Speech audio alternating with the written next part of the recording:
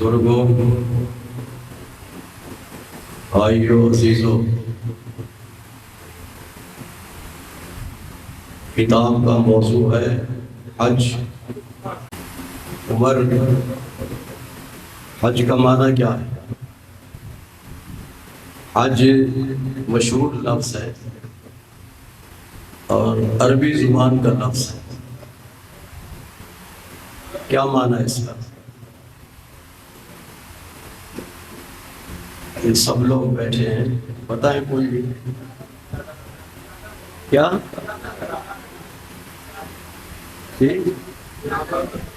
حج کا معنی ارادہ کرنا۔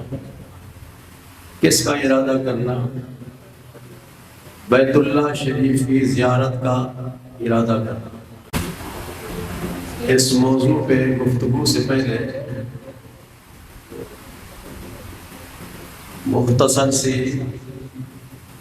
بیت اللہ شریف کی ہسٹری اور حج بیت اللہ کی فرضیت کے بارے میں۔ آپ سب نے سنا ہے کہ اس بیت اللہ شریف کو حضرت ابراہیم علیہ السلام نے حضرت اسماعیل علیہ السلام کی معاونت سے، مدد سے اللہ کے حکم کی تعمیل میں تعمیر کیا۔ کس نے؟ جب تعمیر مکمل ہوئی بیت اللہ شریف کی، تو اللہ تبارک و تعالی نے حضرت ابراہیم علیہ السلام کو حکم دیا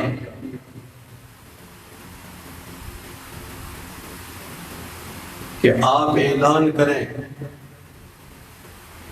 کہ لوگوں، تم پر بیت اللہ شریف کی زیارت کرنا فرض ہے۔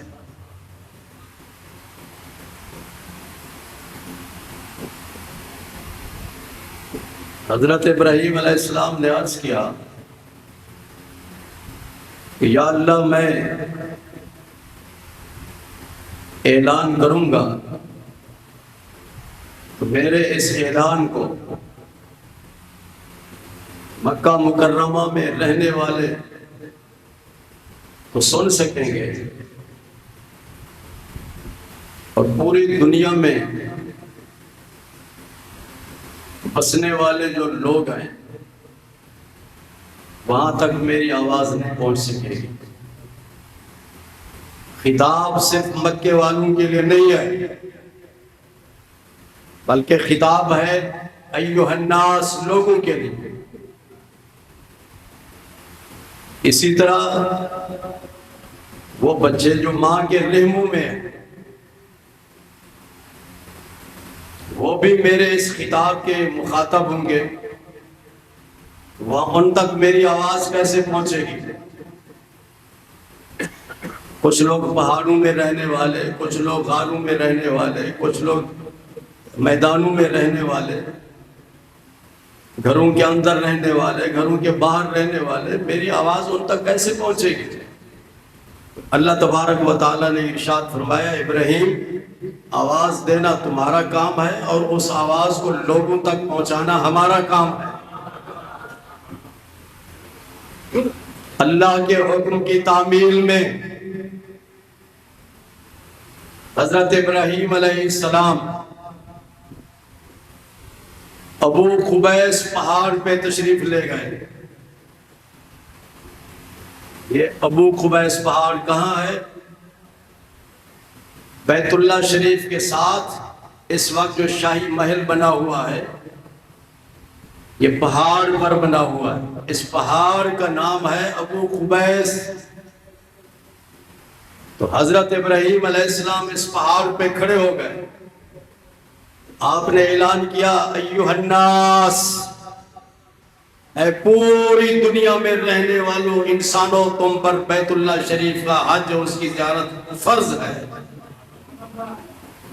اعلان کیا۔ حضور صلی اللہ علیہ وسلم ارشاد فرماتے ہیں آپ کا یہ اعلان اسی وقت پوری دنیا کے انسانوں تک پہنچا، جو ماؤں کے پیٹ میں تھے ان تک بھی پہنچا، اور جو قیامت تک آنے والے تھے ابھی وہ اس دنیا میں نہیں آئے تھے ان تک بھی یہ پیغام پہنچا۔ انہوں نے ان کی آواز کو سنا۔ آقا کریم صلی اللہ علیہ وسلم ارشاد فرماتے ہیں، جس نے ان کی آواز کو سن کر لبیک کہا اسے زندگی میں حج نصیب ہوگا۔ جتنی مرتبہ اس نے لبیک کہا اتنی ہی مرتبہ وہ حج کرے گا، اور جس نے لبیک نہیں کہا وہ حج سے محروم رہے گا، حج سے محروم رہے گا۔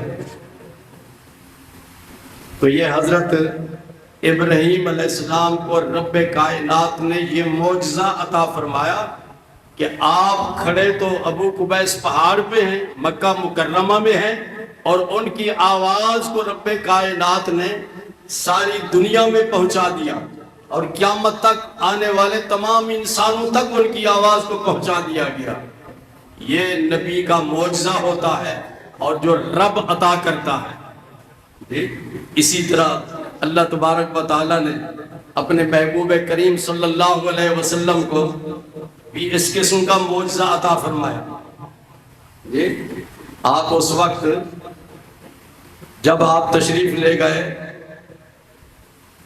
آخری حج، حجۃ الوداع، اس کے بعد آپ کا وصال ہو گیا، اس وقت تقریباً 1,24,000 سے بھی زیادہ صحابہ کرام تھے عرفات کے میدان میں۔ تو آپ نے خطبہ دیا، آپ نے اس وقت تو مولوی خطبہ دینے کے لیے عرفات کے میدان میں سپیکروں کی مدد حاصل کرتے ہیں، اور وہی مولوی کہتے ہیں کہ غیر اللہ سے مدد مانگنا جائز نہیں۔ اب سپیکر اللہ ہو گیا ہے کہ اس سے مدد مانگ رہے ہیں۔ سپیکروں کے بغیر ان کی آواز عرفات کے میدان میں نہیں گونجتی، پورے عرفات کے میدان میں سپیکر لگائے ہوئے ہیں۔ تو حضور صلی اللہ علیہ وسلم کے زمانے میں سپیکر تو نہیں تھے، اپنی اونٹنی پہ تشریف فرماتے تو آپ نے خطبہ دیا۔ صحابہ فرماتے ہیں کہ جو شخص حضور صلی اللہ علیہ وسلم کے قریب تھا، جس طرح وہ حضور صلی اللہ علیہ وسلم کی آواز کو سن رہا تھا، اسی طرح آخر میں جو آدمی بیٹھا ہوا تھا وہ بھی آپ کی آواز کو اسی طرح سن رہا تھا جس طرح قریب آدمی سن رہا تھا۔ یہ معجزہ ہوتا ہے نبی کے لیے۔ کس کے لیے؟ نبی کے لیے۔ اور دور تک آواز پہنچانا نبی کے لیے معجزہ، اور ولی کے لیے کرامت، ولی کے لیے۔ اور اللہ نے یہ کرامت حضور صلی اللہ علیہ وسلم کی امت کے ولیوں کو عطا فرمائی کہ حضرت غوث سمدانی، محبوب سبحانی، قندیل نورانی، شہباز لامکانی، حضرت غوث پاک رضی اللہ تعالی عنہ، آپ بغداد کی جامع مسجد میں خطبہ دے رہے ہیں، اور خطبہ دیتے وقت آپ نے ایک جملہ معترضہ استعمال فرمایا۔ وہ جملہ معترضہ اس کو کہتے ہیں جس کا خطاب کے موضوع کے ساتھ کوئی تعلق نہ ہو، خطاب کے موضوع کے ساتھ کوئی تعلق نہ ہو، اس کو کہتے ہیں جملہ معترضہ۔ آپ نے اسی وقت اعلان فرمایا، قدمی حاضی علی رقبت کل ولی اللہ، میرا یہ قدم ہر ولی کی گردن پر ہے۔ حضرت غوث پاک کو یہ رتبہ ملا۔ عمران کہاں سے ملا؟ یاسر کہاں سے یہ رتبہ ملا؟ ادب سے۔ حاجی لطیف کیسے؟ ادب سے، ادب سے یہ رتبہ ملا۔ اس ادب کی وجہ سے اس ولی، انہوں نے ایک ولی کا ادب کیا۔ کس کا؟ ولی کا ادب کیا۔ وہ کہتے ہیں کہ با ادب با نصیب، بے ادب بے نصیب۔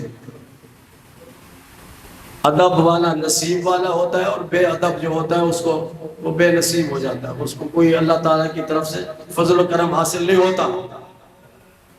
ادب سے ان کو یہ مقام ملا کہ بغداد کی جامع مسجد میں تقریر کر رہے ہیں، ہزاروں کا مجمع ہے، ارشاد فرماتے ہیں قدمی حاضی علی رقبت کل ولی اللہ، میرا یہ قدم ہر ولی کی گردن پر ہے۔ اس وقت پوری دنیا میں جتنے بھی ولی تھے سب نے گردنیں جھکا دی۔ میں نے کتاب میں پڑھا ہے، بہجت الاسرار ایک کتاب ہے، اس میں تقریباً 7 کے قریب، کتنے 7 کے قریب ولی اللہ تھے سری لنکا میں۔ سری لنکا کے ملک میں اس کا پہلا نام ہے سیلون، آج کل سری لنکا ہے، پہلا اس کا نام کیا ہے؟ سیلون۔ وہ لکھتے ہیں کہ اس وقت 7 کے قریب ولی اللہ تھے اس پورے ملک میں۔ تو غوث پاک نے بغداد سے اعلان کیا تو انہوں نے وہاں سنا اور گردنیں جھکا دی۔ اور حضرت خواجہ معین الدین چشتی اجمیری، آپ اس وقت کہاں تھے؟ آپ خراسان، یہ ایران کا صوبہ ہے خراسان، وہاں کے رہنے والے تھے۔ خراسان کی پہاڑی پر اللہ کے ذکر میں مصروف تھے، اللہ کی یاد میں مصروف تھے، عبادت میں مصروف تھے۔ ادھر بغداد سے اعلان ہوتا ہے، ہزاروں میل کے فاصلے پہ خراسان ہے۔ تو خواجہ معین الدین چشتی اجمیری نے سر جھکاتے ہوئے عرض کیا، حضور لا بل علی عینی و علی راسی، جی میری گردن پر آپ کا سر نہیں، ایک قدم نہیں، بلکہ میرے سر پہ اور میری آنکھوں پر آپ کا قدم مبارک ہے۔ کتابوں میں لکھتے ہیں کہ حضرت خواجہ غریب نواز نے اتنے بڑے ادب کا اظہار کیا، اس ادب کی برکت سے اللہ تبارک و تعالیٰ نے ان کو یہ مقام عطا فرمایا کہ پورے ہندوستان کی ولایت ان کے سپرد کر دی گئی۔ اور جب اجمیر میں تشریف لے گئے تو حضرت خواجہ معین الدین چشتی اجمیری اپنے مصلے پر بیٹھے رہے، گلی گلی کوچے کوچے میں جا کر کندھے پر بسترا اٹھا کر تبلیغ نہیں فرمائی، اپنے مصلے پر بیٹھے رہے، جو بھی ہندو آپ کا چہرہ دیکھتا تھا مسلمان ہو جاتا تھا۔ تو اس ادب کی برکت سے، ادب کی برکت سے انہیں یہ مقام حاصل ہوا۔ تو حضرت خواجہ غریب نواز نے دور دراز کی مسافت سے غوث پاک کا اعلان سنا۔ تو یہ بات یاد رکھو، دور دراز تک آواز کو پہنچانا یہ نبی کے لیے معجزہ اور اللہ کے ولی کے لیے لال دین کرامت ہے۔ تو حضور صلی اللہ علیہ وسلم نے ارشاد فرمایا، جب ابراہیم علیہ السلام نے اعلان کیا تو پوری دنیا کے قیامت تک آنے والے تمام انسانوں نے آپ کی آواز کو سنا۔ جس نے لبیک کہا اس کو حج نصیب ہوگا، جس نے نہیں کہا اس کو حج نصیب۔ اور یہ بات یاد رکھو کہ حج مقدر والے کو نصیب ہوتا ہے، پیسے کی بات نہیں ہے، پیسے کی بات نہیں ہے۔ بہت سارے پیسے والے لوگ ہم نے دیکھے ہیں، کروڑ پتی ارب پتی بیٹھے ہیں دفتر میں، کوئی فکر نہیں ہے کہ ہم نے حج کرنا ہے یا نہیں کرنا ہے، نہیں آئی سمجھ، حج سے محروم ہے۔ اور ایسے لوگ بھی دیکھے ہیں جن کے پاس کوئی پیسہ نہیں، پیسہ نہیں، اور ان کی خواہش ہے کہ اللہ تبارک و تعالی ہمیں حج پہ بھیج دے۔ تو پھر کسی اللہ والے کو کہ دل میں خیال آتا ہے بھئی یہ نیک آدمی ہے، اس کو حج پہ بھیجنا چاہیے، تو پھر وہ اس کے پاس آتا ہے، کہتے ہیں بابا حج کے لیے تیاری کرو، میں سارا پیسہ آپ پہ خرچ کروں گا۔ یہ مقدر کی بات ہوتی ہے، یاد رکھو۔ اللہ کے ساتھ یہ قلبی اور دلی تعلق قائم کرو، اس کے ساتھ اپنے دل میں اللہ اور اس کے رسول کی محبت پیدا کرو، اور پھر جو بھی کام ہو اللہ کے سپرد کرو، اللہ سے عرض کرو اور اللہ کے رسول کو وسیلہ بناؤ، تو تو اللہ تبارک و تعالیٰ راستے کھول دیتا ہے، راستے کھول دیتا ہے۔ تو حضور صلی اللہ علیہ وسلم تشریف فرما ہے، آپ نے خطبہ دیا، آپ ارشاد فرماتے ہیں لوگوں تم پر حج فرض ہے، تم پر حج فرض ہے۔ ایک صحابی اٹھے جن کا نام تھا اقرا بن حابس، اقرا بن حابس۔ اس صحابی نے عرض کیا یا رسول اللہ صلی اللہ علیہ وسلم آوا فی کل عام، کیا ہر سال حج فرض ہے؟ یہ سرکار نے اعلان کیا نا حاجی یونس کہ لوگوں تم پر حج فرض ہے۔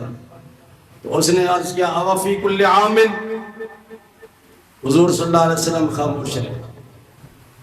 دوبارہ پھر انہوں نے عرض کیا آوا فی کل عام، کیا ہر سال حج فرض ہے؟ سرکار پھر بھی خاموش رہے۔ تیسری مرتبہ پھر اس نے کہا آوا فی کل عام، کیا ہر سال حج فرض ہے؟ سرکار خاموش رہے۔ خاموشی کے بعد پھر ارشاد فرماتے ہیں اگر میں ہاں کر دیتا تو تم پر ہر سال کے لیے حج فرض ہو جاتا، لیکن تمہارے اندر یہ طاقت نہیں کہ تم ہر سال حج ادا کر سکو۔ آگے سمجھ، تمہارے منہ سے جو نکلی وہ بات ہو کے رہی۔ اور فرمایا کہ وما ينطق عن الهوى ان هو الا وحی یوحی، منظور فرماتے ہیں، اللہ فرماتا ہے کہ آپ کی زبان سے جو لفظ نکلتا ہے وہ وحی الہی ہوتا ہے، وحی الہی ہوتا ہے۔ پھر آپ نے ارشاد فرمایا کہ پچھلی امتیں وہ اس لیے تباہ و برباد ہوئیں کہ وہ اپنے نبیوں سے بار بار سوال کرتی تھی۔ کیا؟ بار بار سوال کرتی تھی، پھر نبی ان کو جواب دیتے تھے، لیکن اس کے باوجود وہ پھر نبیوں کی باتوں پہ عمل نہیں کرتی تھی۔ تو سرکار مدینہ صلی اللہ علیہ وسلم نے ارشاد فرمایا اس بدعملی کی وجہ سے، نافرمانی کی وجہ سے رب کائنات نے ان امتوں کو تباہ و برباد فرما دیا۔ لیکن تم یاد رکھو کہ میں اللہ کا رسول ہوں، میں جس چیز کا حکم دوں اس چیز پہ عمل کرو، اور جس چیز سے میں روک دوں اس چیز سے رک جاؤ۔ بات سمجھیں تو اس حدیث پاک سے دو تین باتیں ہمارے سامنے آ جاتی ہیں۔ ایک یہ کہ اللہ تبارک و تعالیٰ نے اپنے محبوب کریم صلی اللہ علیہ وسلم کو مختار کل بنا کر بھیجا ہے، پورا اختیار دے دیا ہے۔ آپ جس بات کو فرض کر دے وہ فرض ہو جاتی ہے، اور جس کو حرام کر دے وہ حرام ہو جاتی ہے۔ یہ بات ہمیشہ کے لیے یاد رکھیں۔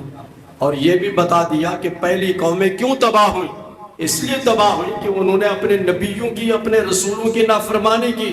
اس نافرمانی کی وجہ سے انہیں تباہ و برباد کر دیا گیا۔ یہ پورے ہمارے ملک میں یا پوری امت مسلمہ جتنا بھی 36-37 اسلامی ملک ہیں اور اس کے رہنے والے اور ان کے سربراہ سب لوگ اپنے گریبان میں جھانکیں کہ یہ تباہی اور بربادی کیوں ہے۔ کہیں بے روزگاری ہے، یہ کہیں یہ لوڈ شیڈنگ ہے، اور کہیں جناب والا جہالت ہے، کہیں قرضہ ہے، کہیں کچھ ہے، مشکل ترین حالات سے ہم گزر رہے ہیں پوری امت مسلمہ۔ اور دیکھ لیں فلسطین میں کیا ہو رہا ہے۔ یہ سب لوگ اپنے گریبان میں جھانکیں کہ ہم میں سے کون ہے جو اللہ رسول کے احکامات کی خلاف ورزی کر رہا ہے۔ آپ غیر محسوس طور پہ محسوس نہیں کرتے، ہم محسوس کرتے ہیں۔ ہمیں پتہ ہے کہ آپ لوگ کس قسم کے نافرمانی میں مبتلا ہیں۔ اگر بات کی جائے تو کہتے ہیں جی بس بچے نہیں مانتے، جی